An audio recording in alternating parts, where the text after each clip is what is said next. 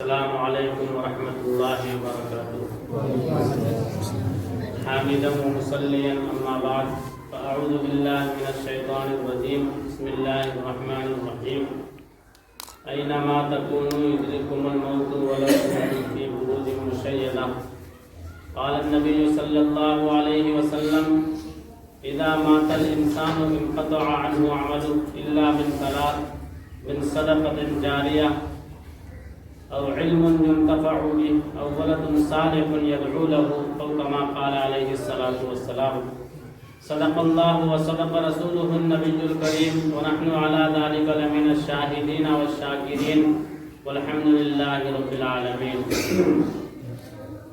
بزرگان محترم، نوجوانان اسلام، میں دو چار بات کہہ کر اپنی بات ختم کرتا ہوں، پھر انشاءاللہ جناب الحاج قاری شعیب صاحب دامت برکاتہ کی بات ہوگی، اس کے بعد دعا ہو جائے گی انشاءاللہ.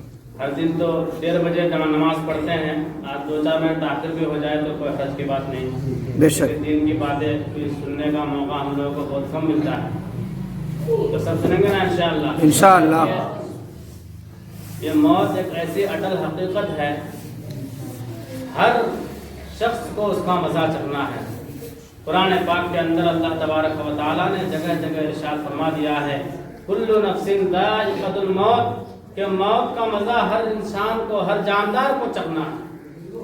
درند ہو، پرند ہو، چرند ہو، جانور ہو، انسان ہو، جنات ہو، دنیا میں جتنی بھی چیزیں ہیں سوائے اللہ کے، سب کو موت آنی ہے. کل من علیہا فان ویبقى وجہ ربک ذو الجلال والاکرام. نہ یہ دن نہ یہ رات باقی رہے گی، نہ یہ دن نہ یہ رات باقی رہے گی، صرف اور صرف خدا کی ذات باقی رہے گی. اللہ تبارک و تعالیٰ نے ہم سبوں کو جو 60 سالہ 70 سالہ زندگی دی ہے، اس زندگی میں اس زندگی کی فکر کرنی ہے. نمازوں کو اس کے وقت میں پڑھنا ہے، تسبیحات کی پابندی اور قرآن پاک کی تلاوت، اللہ تعالیٰ کے احکامات کے مطابق 100% زندگی گزار کر کے چلیں گے تو انشاءاللہ پھر ہماری دنیا بھی بنے گی اور آخرت بھی بنے گی انشاءاللہ. چند دن قبل ہمارے پھوپھی حسنیرہ خاتون صاحبہ ہمارے درمیان موجود تھی، لیکن وہ بھی اللہ کو پیارے ہو گئی. بڑی نیک خاتون تھی، لوگوں کو ملنے جو جلنے والی تھی، مہمان نواز تھی. کوئی اگر ان کے پاس مہمان آتے تو خاطر کرتے، تواضع کرتے، بہت لوگوں سے ملنے جلنے والے تھی. اب وہ تو دنیا چھوڑ کر کے چلی گئی ہیں. اب ان کے ورثہ کو، ان کے بال بچوں کو چاہیے کہ ان کے لیے ایثار ثواب کرتے رہیں. نہیں، ان کی موت ہو گئی ہے. جس دن اس کی موت ہو چکی ہے اس کے اگلے ہی دن سے آپ ان کے لیے کم از کم ایک پارہ کی تلاوت کر دیجئے، ان کے لیے نفلی روزہ رکھ لیجئے اور ان کے لیے ایثار ثواب کرتے رہیے اور ان کے لیے بیواؤں اور مسکینوں کو کچھ نہ کچھ صدقات خیرات کرتے رہیے. یہ ان کے کام آنے کی چیزیں ہیں. جب انسان مر جاتا ہے، انسان کی موت واقع ہو جاتی ہے، اس کے سارے اعمال بند ہو جاتے ہیں. وہ کچھ نہیں کر سکتا، نہ کوئی نیکی کا کام کر سکتا ہے اور نہ کوئی برائی کا کام کر سکتا ہے، سوائے 3 چیزوں کے. ان 3 چیزوں میں سے ایک یہ بھی ہے کہ نیک اور صالح اولاد.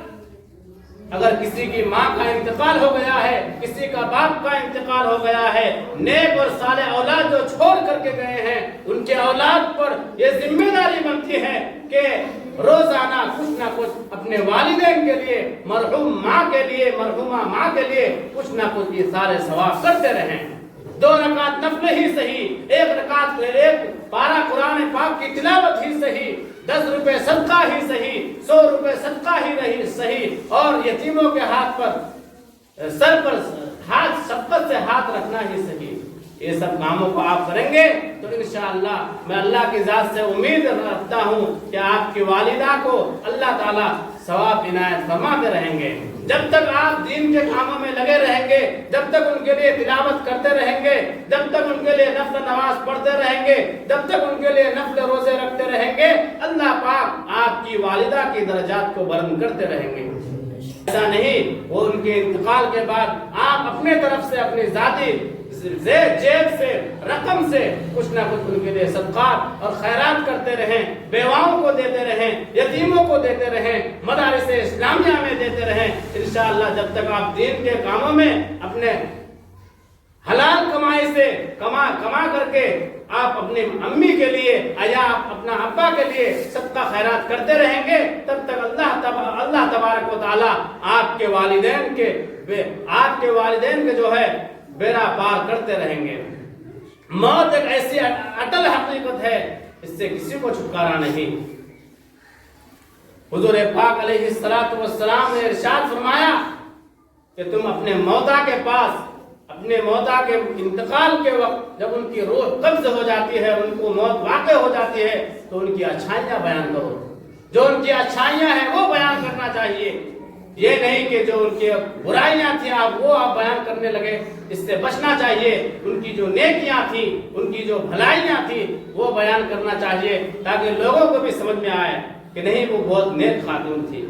اللہ تبارک و تعالی مجھے بھی اور آپ کو بھی ان کہی سنی باتوں پر زیادہ سے زیادہ عمل کرنے کی توفیق عطا فرمائے۔ آمین ثم آمین۔ وآخر دعوانا الحمدللہ رب العالمین۔